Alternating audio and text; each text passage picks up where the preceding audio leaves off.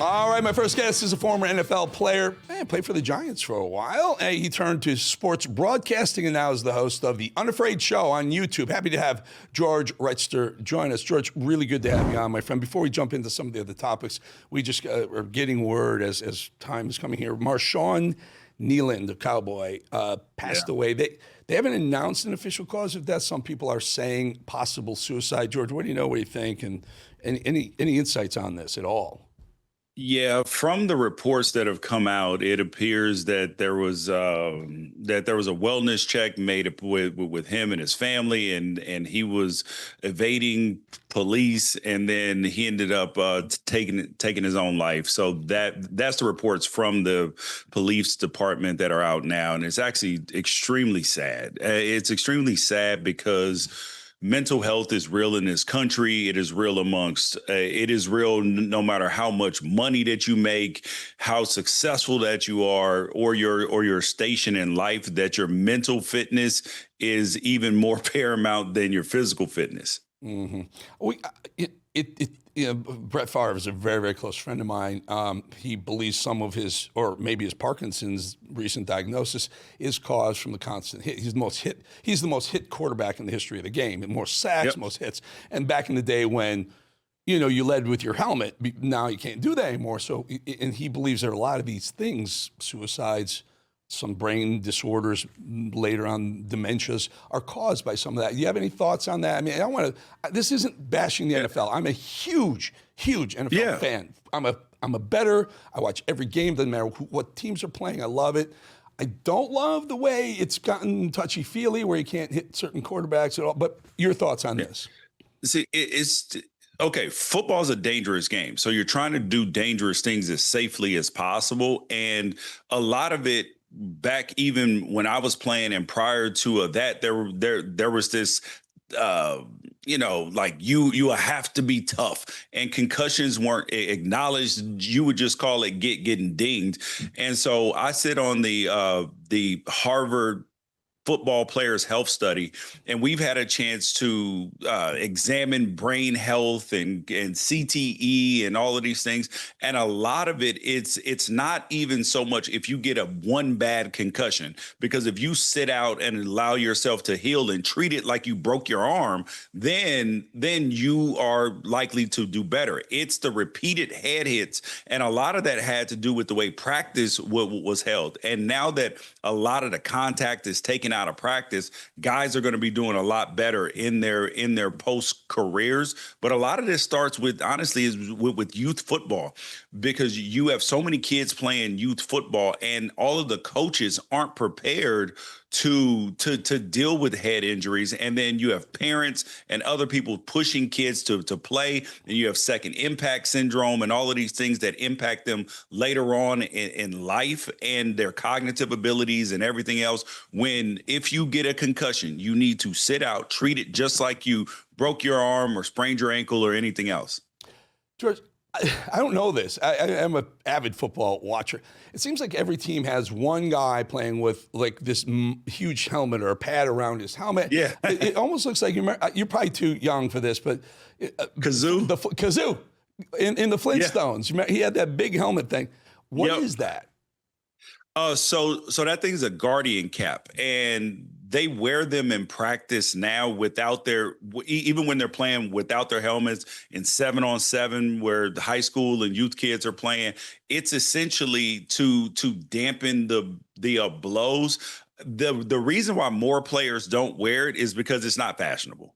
But the more and more players that you get playing it, wearing it in games, it's just like anything else. It becomes more socially acceptable. And then one person does it, then 3 people do it, and then 20, and then 100, and then the next thing you know, the league is requiring it. So if it's anything that is, because if I were playing now, I would 100% wear it. And yes, people would tease you, they would clown. figure out anything else. why. But at the end of the day, you want to be good for you and your family. What good is it to have this amazing life, to make money and everything else if you can't enjoy it with your family after? So if you just made the outside shell soft instead of hard, tough plastic, you wouldn't get the crashing sound that I know everyone loves to hear.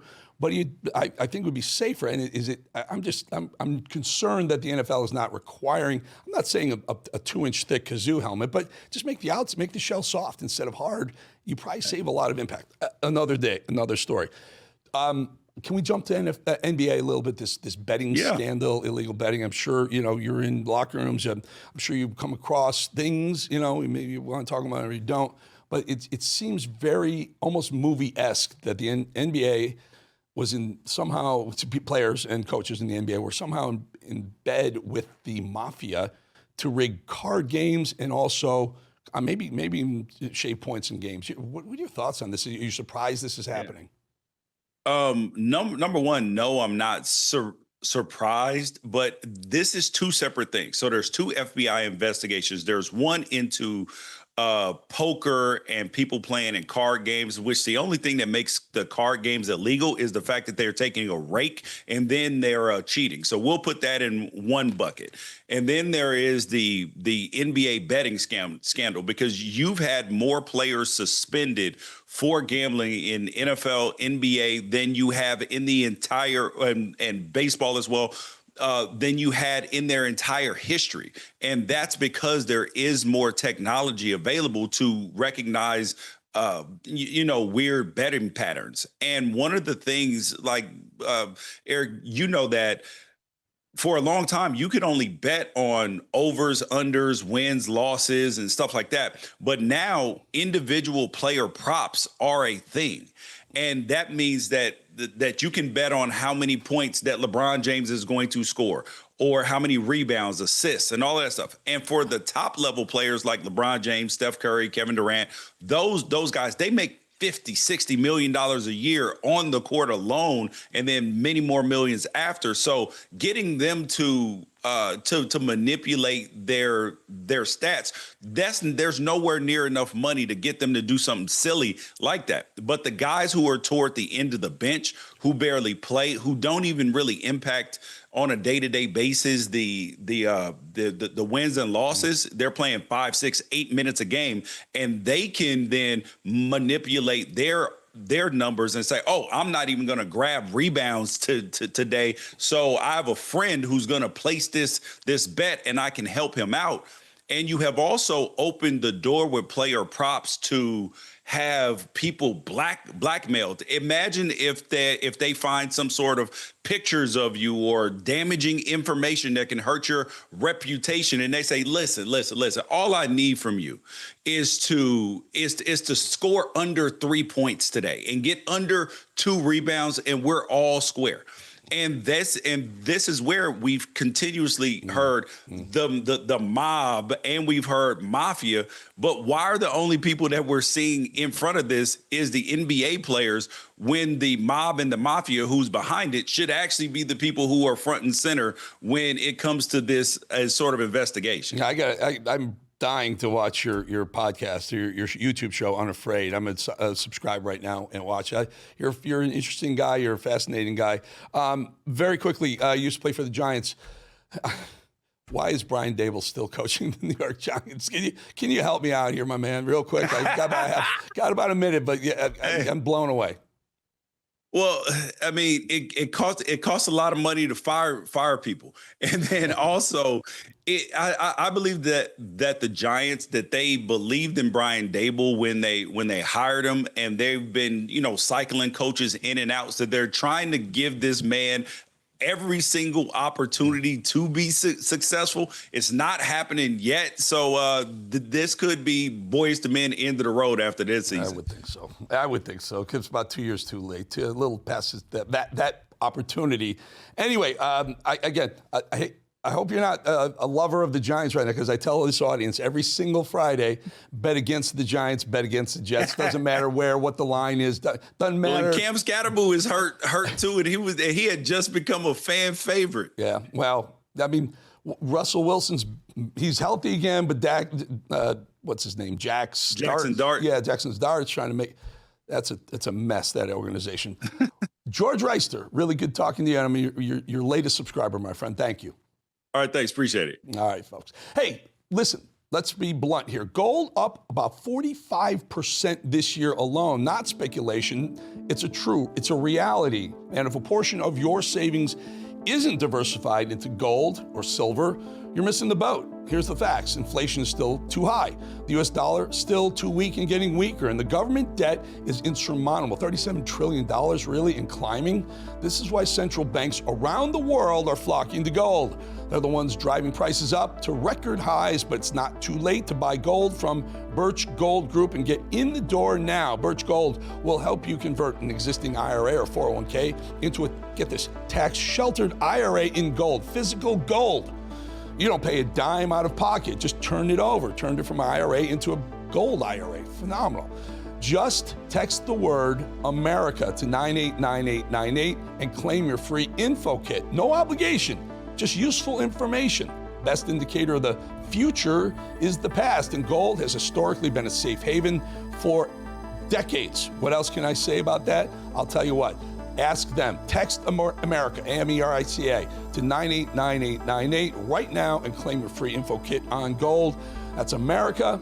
Text it to 989898. Protect your future today with Birch Gold. And I got to show you this. This came out yesterday. Take a look at Bo Dietl, former NYPD detective, just a badass street cop, so to speak. Tough guy, ends up in Hollywood. In the meantime, watch.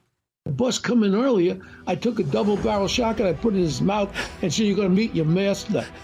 He gave up the second guy. We ran out. We got the second guy. We were up for days. The second guy tells me to do something with my mother, and he didn't know my mother. I was tired. I was up for 3 days. He says that I gave him a right hook. Statute of limitations. I'm like, yeah, I did punch him right in the jaw, broke his jaw. He told me to do something to my mother, and he didn't know my mother. So, I mean, I was a real street cop out there. It goes on and on. He talks about meeting DiCaprio, about getting booked, getting hired as Leonardo DiCaprio's co-star in Wolf of Wall Street. He was in Goodfellas with De Niro. He's been everywhere. These stories go on and on. Gotta subscribe. Hit that button right there. Use your camera and hit the little yellow button when your camera on that QR code. Or you can always go to youtube.com/@EricBowlingTheEdge. youtube.com/@EricBowlingTheEdge. Please subscribe. It helps us out. It doesn't ever going to charge you a penny for it. Just brings you up to the top when you go to YouTube. youtube.com/@EricBowlingTheEdge. Thank you for your support. Thank you for your viewership. And especially thank you for your subscription. We'll be back 2.5 minutes.